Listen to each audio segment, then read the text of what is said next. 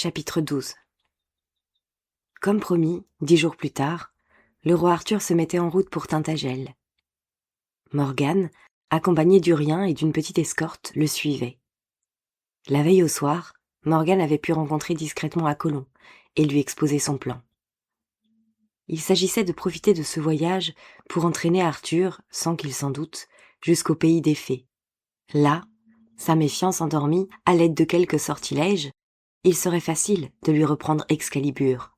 Alors, grâce à l'épée sacrée, grâce à l'appui d'Avalon, lui, Apollon, pourrait monter sur le trône à sa place. Même si Arthur réussissait ensuite à s'enfuir de la contrée magique plus tôt que prévu, il ne représenterait plus aucun danger.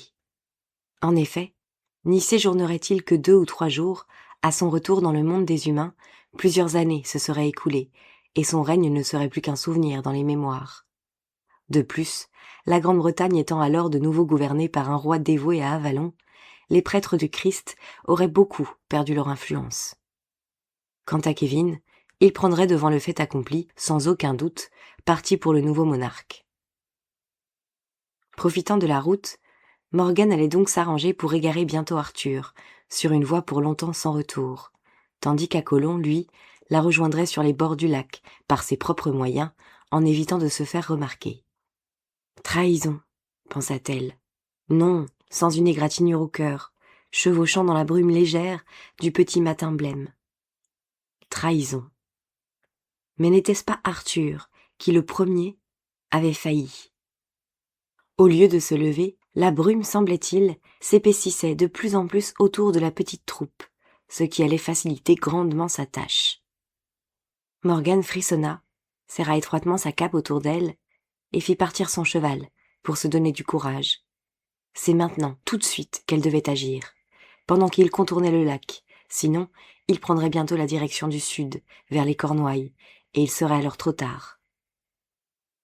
Distinguant à peine les silhouettes qui chevauchaient devant elle, Morgane, se redressant sur sa selle, étendit les mains vers l'horizon, en prononçant les paroles magiques qui s'imposaient avec toute la force et la conviction dont elle était capable. « Quel brouillard! Je n'en ai jamais vu de pareil !» entendit-elle bientôt Urien s'exclamer d'une voix alarmée. « Nous allons nous égarer, c'est certain. Ne serait-il pas plus prudent de faire halte au bord du lac ? Vous avez raison. Peut-être pourrions-nous trouver refuge dans l'abbaye de Glastonbury, renchérit Arthur. Mais non, soyez sans inquiétude, affirma Morgane avec aplomb. Je connais chaque pierre du chemin. Suivez-moi et faites-moi confiance. Passez devant, Morgane, nous vous suivons. Notre confiance en vous est totale, croyez-le bien, approuva Arthur, ne se doutant de rien. Certes, il avait confiance, se dit-elle. Il avait toujours eu confiance en elle, depuis le jour où Igerne l'avait confiée à ses bras de petite fille. Confiance dès l'instant où elle avait essuyé ses premières larmes. Mais il n'était plus temps de s'abandonner aux tendres souvenirs. Arthur, lors du grand mariage, avait communié avec la terre, une terre qu'il avait juré de solennellement protéger. Pourquoi donc l'avait-il ensuite livrée aux mains irresponsables des prêtres ? La vengeance de la déesse était en marche. Avalon l'avait hissé de toute sa puissance sur le trône et allait maintenant l'en faire irrémédiablement descendre. Oui, elle allait lui reprendre l'épée sacrée, la remettre en d'autres mains, digne, elle, de servir la déesse. Tel était son devoir de prêtresse. Malgré elle, à l'encontre de ses propres et douloureux sentiments, elle devait abandonner son frère, son amant et son roi Arthur aux seules lois de la nature. Mais elle ne porterait jamais la main sur lui, sur le fils de sa mère, sur le père de son enfant. Elle le priverait seulement d'Excalibur et de son fourreau magique, limitant son action à ses seules facultés humaines. « Êtes-vous bien sûr que nous ne sommes pas tout à fait perdus, Morgane ?» se plaignit Urien d'une voix de plus en plus inquiète. « Le brouillard est maintenant si dense que l'on n'y voit plus goutte. »« Mais non, soyez sans crainte, marchons !» cria-t-elle, presque en riant et en éperonnant sa monture. Derrière elle, le cheval d'Urien ayant fait un faux pas, elle entendit son maître étouffer un juron et Arthur encourager le sien, d'une voix douce, à poursuivre sa route. C'est alors qu'elle-même, sans s'inquiéter de savoir si on pouvait la suivre, força soudain l'allure. À quelques centaines de pas, une grande trouée lumineuse, clair-obscur, vert et jaune, de la cime des arbres à 1 mètre du sol, déchirait totalement la brume. Arthur poussa un cri, et au même moment, 2 petits hommes sombres surgirent de la forêt en criant joyeusement. « Bienvenue, Arthur! Bienvenue, notre Seigneur! Quel bonheur de vous accueillir parmi nous !»« Comment connaissez-vous mon nom et quel est donc ce lieu ?» interrogea le roi, ralentissant le pas de son coursier. « Vous êtes au château Chariot, » répondit l'un d'eux, avec la plus extrême déférence.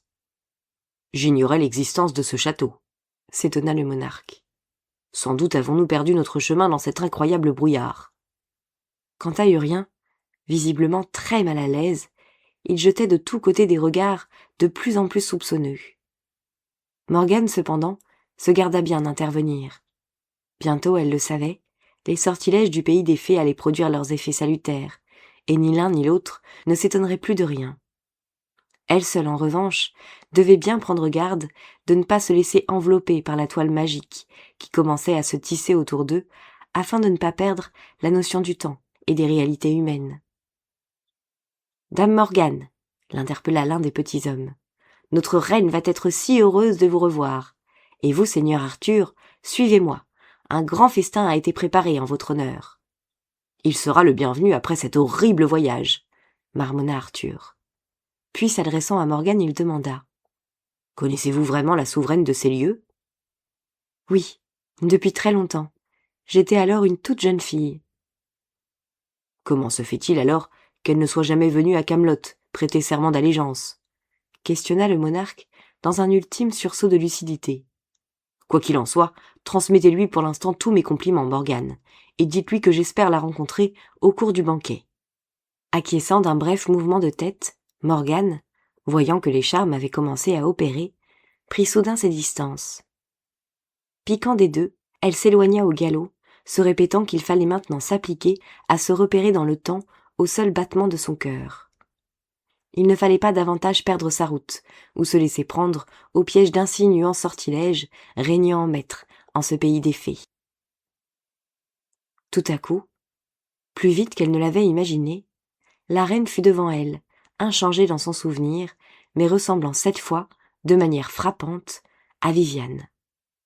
« Quel bon vent vous amène jusqu'au château Chariot, Morgane des Fées ?» demanda-t-elle, la serrant dans ses bras, comme si elle ne s'était jamais quittée. « Votre beau chevalier est déjà là. On l'a trouvé errant dans les brouillards.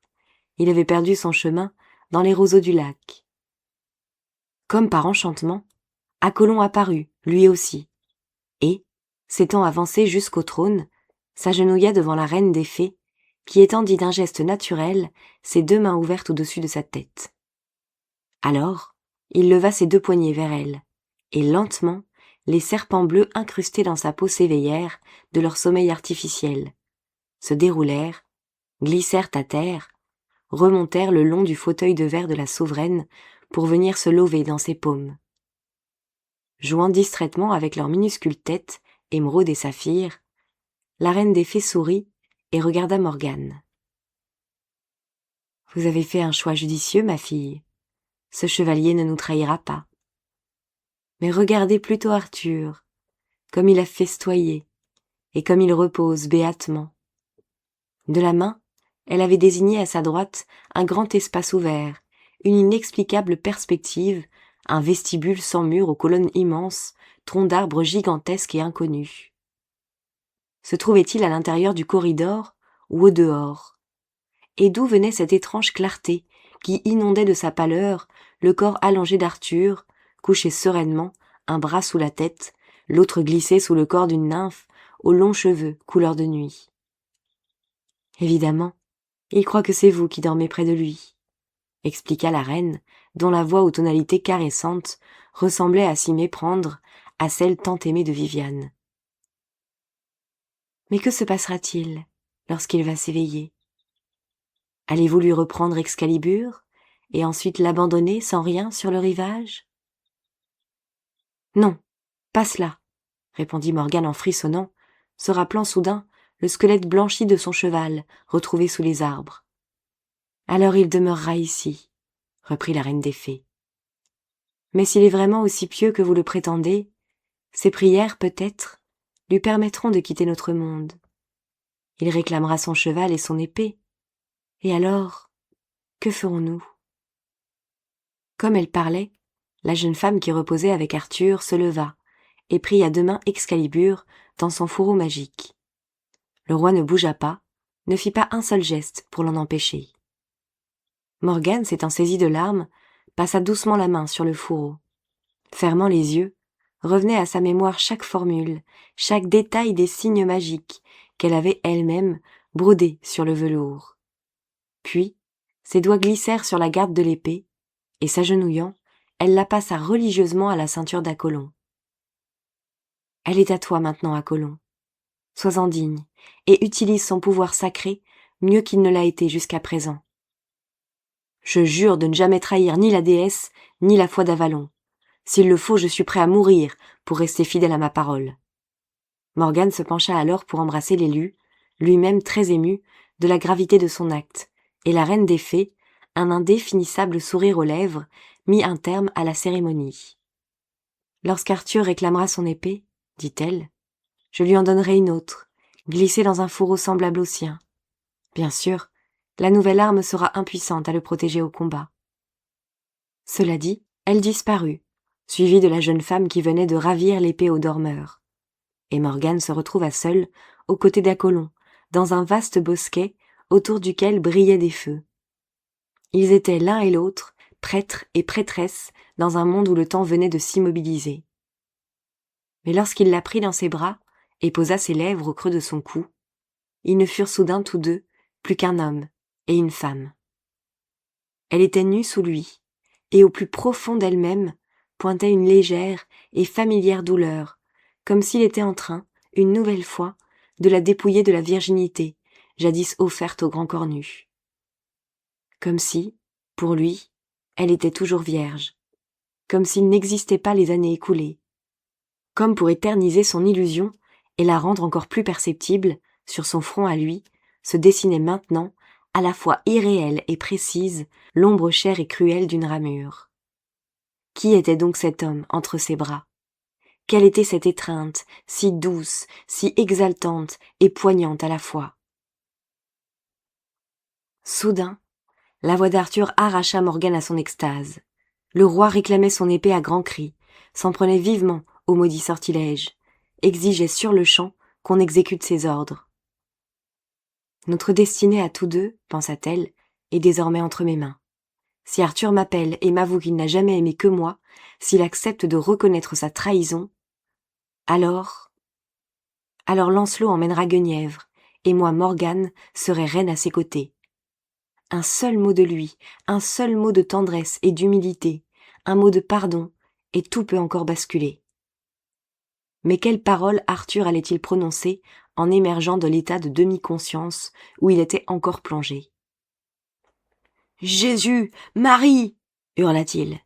« Délivrez-moi du démon et de ses sortilèges, délivrez-moi de ma sœur, la sorcière, rendez-moi mon épée Excalibur. » Une cloche au loin mit brusquement fin au rêve et balaya les enchantements. Acollon se leva, son front toujours marqué par l'ombre de la ramure. À sa taille, scintillait doucement, dans son fourreau magique brodé d'or et d'argent, l'épée sacrée. « Va maintenant, va, mon bien-aimé, » dit gravement Morgane, « et accomplis ton devoir. Je t'attendrai à Camelot, où tu me rejoindras vainqueur et triomphant. » Elle leva ses deux mains pour le bénir, et, immobile, le regarda s'éloigner d'un pas ferme. Arthur ou lui allait mourir, lui qu'elle venait de tenir dans ses bras, dans le bosquet sacré, ou bien le roi parjure, celui qu'enfant elle avait consolé, le père de son fils, le grand cornu, son frère et son premier amant. Tous deux marchaient vers leur destin. Arthur avait en main l'épée forgée par la reine des fées, Acollon, celle dérobée au roi dans son sommeil, Excalibur, avec son fourreau enchanté. Lorsque tout serait bientôt fini, lorsqu'Acollon serait vainqueur du roi traître, alors la Grande-Bretagne redeviendrait une terre libre, débarrassée à jamais de la dictature de l'Église et de ses prêtres. Enfin.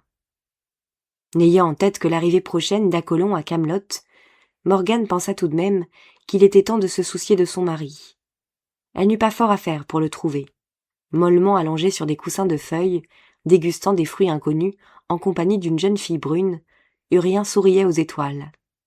« Allons, mon ami, il nous faut partir maintenant. Arthur a déjà repris la route depuis longtemps, et nous allons devoir forcer l'allure pour le rejoindre. » Somnolent et docile, Urien la suivit sans poser de questions. À peine s'étonna-t-il, devant l'épais brouillard qui les enveloppait, lorsqu'ils atteignirent les rives du lac. Ce n'est que lorsque les chevaux s'engagèrent sur le chemin caillouteux qui serpentait loin des roseaux et des eaux glauques, qu'il avoua à Morgane ressentir une extrême fatigue, tout juste comme s'il sortait après une fièvre maligne de quelques enchantements. Mais Morgane resta muette. Chevauchant en silence, elle sentait de nouveau revenue, absente depuis son arrivée au pays des fées, la nausée, la peur de l'enfant dans son ventre. Mais peut-être n'était-il pas trop tard pour trouver les herbes qui la délivreraient? Combien de temps était-elle restée au royaume des fées? 1 mois? Le temps d'une lune ou le temps nécessaire pour aller à Tintagel et en revenir? Leur absence avait-elle été trop courte pour intriguer Guenièvre, ou trop longue pour qu'elle puisse même se débarrasser à temps de cet enfant, dont la naissance, s'il venait à terme, avait toute chance de lui coûter la vie?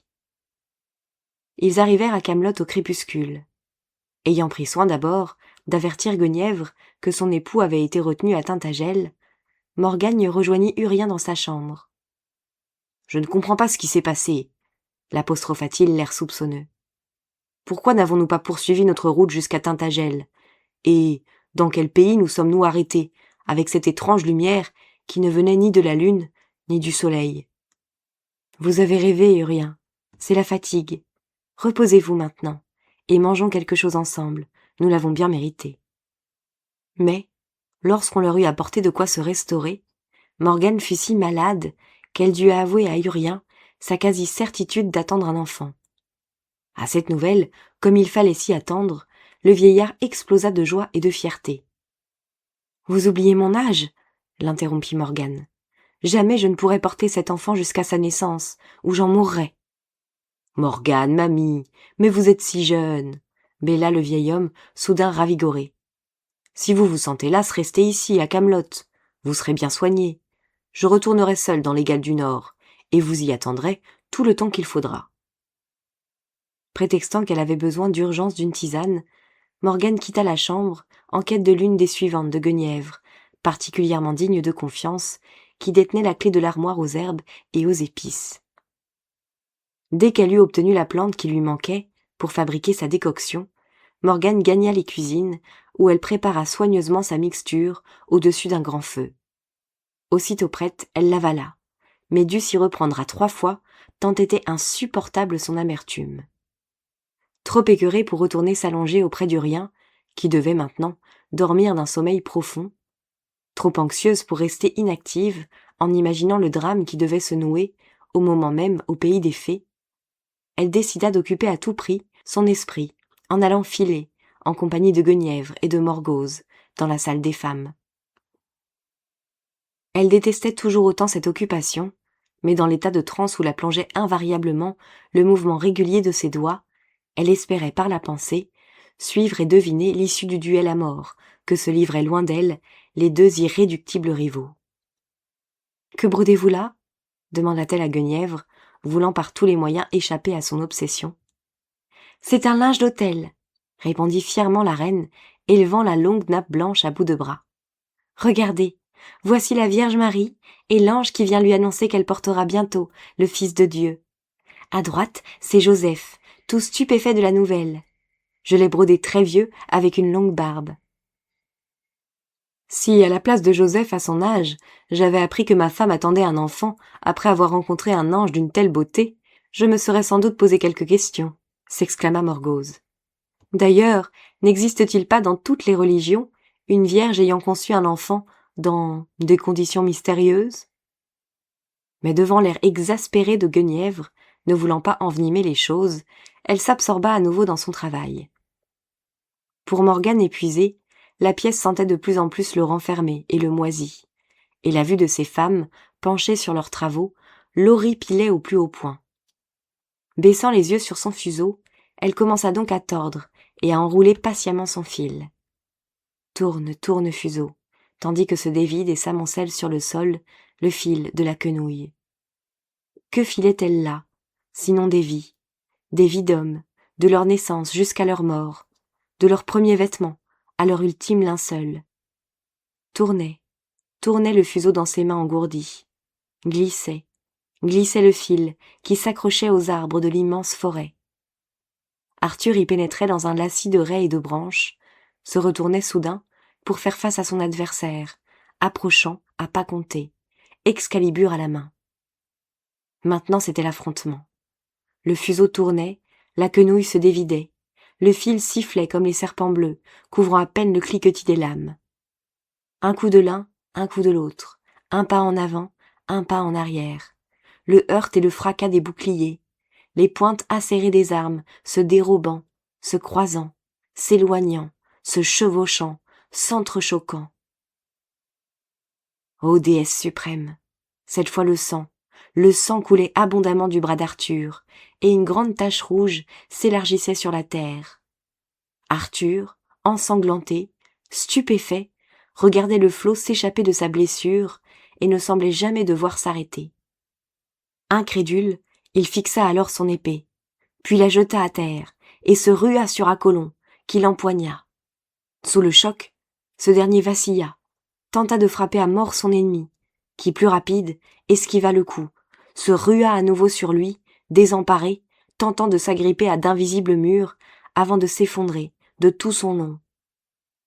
Arthur alors, tel un fou sanguinaire, arracha de ses mains Excalibur, la leva à bout de bras au-dessus de sa tête et la plongea de toutes ses forces dans le cœur d'Apollon. Le hurlement de Morgane fit sursauter ses compagnes qui, d'un seul mouvement, se précipitèrent à son aide. Mais déjà pour elle, tout s'était brouillé, la vision s'était évanouie, et elle ne savait plus qui était mort et qui était vivant. « Regardez, il y a du sang, beaucoup de sang sur la robe de Morgane !» cria une femme. On se bouscula de nouveau, et Morgane, pliée en deux par la douleur, les yeux voilés, rejetant la drogue qu'elle venait d'absorber en trop grande quantité, était allongée sur le sol. « Qui est mort? Qui est vivant? Arthur ou Apollon ?» ne cessait-elle de répéter en geignant. Apollon mort, que lui importait maintenant la vie? Elle irait le rejoindre au royaume des morts, avec l'âme de leur enfant, vivante dans son sein. Par-delà sa souffrance et les voiles de son inconscience, Morgane entendait des voix autour d'elle, s'interpeller, expliquer, s'étonner. Parmi elles, elle reconnut la voix douloureuse de son mari demander « Est-ce un garçon ou bien une fille ?» Mais personne ne répondit, car l'enfant était mort. Des bras solides soulevèrent alors Morgane et l'emportèrent sur un lit. Puis, des mains secourables présentèrent à ses lèvres desséchées une tisane d'herbe et de miel, qu'elle but docilement, les yeux fermés pour retenir le flot des larmes qui la submergeaient, avant de sombrer dans une irrépressible léthargie.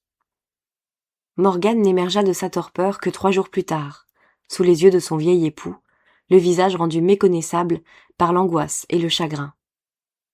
À ses premiers battements de cils, annonciateurs de sa convalescence, il sourit avec un bonheur sans mélange. « Reposez-vous encore, Morgane. Vous êtes si faible et si pâle. Il vous faut rester allongée quelques jours de plus. »« Non, » répondit-elle brièvement. « Il faut que je me lève. Tout de suite, il le faut. » Sentant qu'il était inutile de lui résister, Urien l'aida à sortir de son lit et la prit tendrement par la taille, pour la conduire à petits pas vers l'une des ouvertures de la chambre donnant sur la campagne. Au pied du château, plusieurs chevaliers s'entraînaient à des exercices guerriers, qu'ils suivirent des yeux avec attention, s'étant aperçus que l'un d'eux n'était autre qu'Uvin. « Voyez, dit Urien en désignant fièrement son fils, il est presque aussi bon cavalier que Gauvin. Certes, Galahad ne manque pas d'adresse non plus. » Se tournant alors vers sa femme, il ajouta « Ne vous tourmentez pas pour l'enfant que vous venez de perdre, Morgane. Je vous le jure, je ne vous reprocherai jamais de ne pas me donner d'héritier. J'ai encore 2 fils solides et séduisants. Certes, un 3e eût été le bienvenu, mais je me réjouis surtout de vous voir vivante à côté de moi. J'ai eu si peur de vous perdre. »« Mais regardez !» cria-t-il soudain, en se tordant le cou pour mieux voir à travers l'étroite ouverture. « Qui arrive là-bas ?» C'était, monté sur une mule, un moine en robe noire, qui tenait par la bride un cheval portant un corps. « Allons voir, vite !» balbutia Morgane d'une voix blanche, entraînant son mari, frappé lui aussi d'une subite angoisse. Descendue à la hâte avec son aide, pâle et tremblante, elle attendit debout, appuyée à son épaule, dans le monumental vestibule de Camelot. Une interrogation affreuse lui broyait le cœur. Si le corps d'Apollon était sur le cheval, pourquoi Arthur ne l'accompagnait-il pas? Et si c'était la dépouille d'Arthur, pourquoi le ramenait-on ainsi, sans la pompe due à son rang? Mais le moine déjà franchissait la grande porte, et rejetant son capuchon en arrière, s'inclinait devant Morgane. « Êtes-vous bien Morgane, la reine Morgane des Galles du Nord ?»« Oui, » fit-elle simplement de la tête, la gorge trop serrée pour articuler une parole de plus. « Je vous apporte une pénible nouvelle, » reprit l'homme de Dieu. « Votre frère Arthur gît blessé à Glastonbury. Des religieuses le soignent attentivement, et il sera bientôt guéri. Suivez-moi maintenant. On m'a chargé aussi de vous remettre un corps. » Lorsque dehors, le moine souleva le coin de l'étoffe, jeté en travers du cheval, dévoilant le visage d'Apollon, couleur de cire, figé dans un éternel sommeil, les yeux grands ouverts, de longs cris déchirèrent le silence. Celui de Morgane, d'abord, suraigu puis rauque, qui s'acheva en un sanglot, celui d'Urien, ensuite, interminable lamentation, entrecoupée de râles désespérés. Des serviteurs, des hommes d'armes, accoururent de toutes parts, et Uvin arriva juste à temps pour recevoir dans ses bras le corps inerte de son père. Deux femmes de leur côté retenaient Morgane, qui défaillait aussi. C'est alors que Guenièvre, avertie du drame, parut, droite, la tête haute. Elle regarda le corps d'Apollon, puis Urien, enfin Morgane, et déclara assez fort pour que chacun puisse entendre. « Apollon est mort en rébellion contre son roi. Il ne pourra donc être enterré selon les rites chrétiens. Que son corps soit livré aux corbeaux et sa tête placée au bout d'une pique, comme celle d'un traître. »« Non, non, c'est impossible !» cria le vieil Urien, s'arrachant des bras de son fils. « Je vous en supplie, reine Guenièvre, ayez pitié de mon enfant, qui a déjà si chèrement payé son crime. Ayez pitié de lui, ayez pitié de moi, comme Jésus sur la croix a eu pitié des voleurs crucifiés avec lui. »« Le roi Arthur va-t-il mieux ?» demanda alors Guenièvre, semblant ignorer le vieillard prosterné à ses pieds. « Il a perdu beaucoup de sang, madame, mais il sera bientôt sur pied, » répondit le moine. Comme abîmé dans une prière, les deux mains jointes, Guenièvre observa un instant de silence, puis elle regarda le vieillard en larmes et dit « Roi Urien, en raison de votre fidélité au roi et de l'amitié que nous portons à votre fils, le noble chevalier Uvin, j'accède à votre prière. Le corps d'Apollon reposera dans la chapelle, devant l'autel. »« Non, » protesta Morgane. « Non, Guenièvre, n'enterrez pas Apollon comme un chrétien qu'il n'était pas. Urien est bouleversé et ne sait plus ce qu'il dit. »« Ma mère, je vous en prie, laissez. Respectez le souhait de mon père, » intervint Uvin avec une âpre dignité. « Apollon n'était peut-être pas chrétien, mais il est mort en traître. Il a besoin des prières des hommes. » Le cœur glacé, vidé de toute son énergie vitale, Morgane resta prostrée. Hier encore, elle était étendue dans le bosquet sacré, auprès du corps tiède et doux d'Apollon. Hier encore, elle accrochait Excalibur à sa ceinture et l'envoyait, heureux et fier, à la mort. Maintenant, elle n'était plus rien, plus qu'une épave désemparée, inutile dans un monde hostile, sous les regards accusateurs d'Uvin et de son père. « C'est vous qui avez tout manigancé, je le sais !» s'exclama le jeune homme, l'apostrophant avec douleur. « Mon frère, hélas, s'est laissé prendre à toutes vos ruses, à toutes vos perfidies. Je vous interdis désormais d'approcher mon père, de le berner par de nouvelles aberrations. Mon fils ne craint rien. Je saurai me défendre de cette sorcière malfaisante. Oui, elle a non seulement dressé mon fils contre son roi, mais elle a aussi contribué, j'en suis sûre maintenant, au trépas d'Avaloc. Ne vient-elle pas enfin par sa conduite criminelle de condamner l'enfant, le dernier enfant que j'aurais pu avoir ? Morgane, fille du diable, vous voici donc responsable de la mort de 3 êtres humains. Vous voudriez sans doute entraîner maintenant Uvin dans la mort, mais grâce à Dieu, Lui échappera à tous vos sortilèges. Mais Morgane n'écoutait plus. Amère, désespérée, elle ne voyait plus rien. Elle aussi avait aimé Arthur. Et à sa manière, elle chérissait encore le vieux roi Urien, comme elle aimait Huvin, son fils. Apollon lui avait redonné la vie, et en était sans doute mort. Elle avait tout perdu, tout gâché, tout compromis. Il ne lui restait rien. D'un mouvement sec, rapide comme l'éclair, elle saisit sous sa robe le petit poignard en forme de faucille, l'éleva au-dessus de sa poitrine et l'abaissa en fermant les yeux. « Non, mère !» Le cri arrêta son geste, tandis qu'une poigne de fer lui saisit le bras, arracha de sa main l'arme, prête à frapper. La maîtrisant quelques instants encore, Huvin, la voyant s'effondrer, fit signe aux femmes qui l'entouraient. « Emmenez-la », dit-il simplement. Inerte, totalement passive, elle se laissa faire sans aucune résistance. On la déshabilla, on la coucha, on lui fit boire des tisanes sans qu'elle oppose le moindre refus. Poupée anéantie, désarticulée, elle n'avait plus d'âme. Tous ses plans avaient échoué. Arthur de nouveau détenait Excalibur et son fourreau magique, qui le protégerait désormais de la mort. Apollon, en qui elle avait mis tous ses espoirs, l'avait lui aussi abandonné pour rejoindre l'au-delà. Pourtant elle le savait, il fallait accomplir la tâche voulue par la déesse. Arthur devait coûte que coûte descendre de son trône. Seule maintenant, comment pourrait-elle y parvenir? Une chose était sûre, plus rien ne la retenait à Camelot, plus rien non plus ne l'attendait dans les Galles du Nord. Elle devait tout quitter et partir. Se levant silencieusement au milieu de la nuit, elle s'habilla, passa dans sa ceinture son couteau.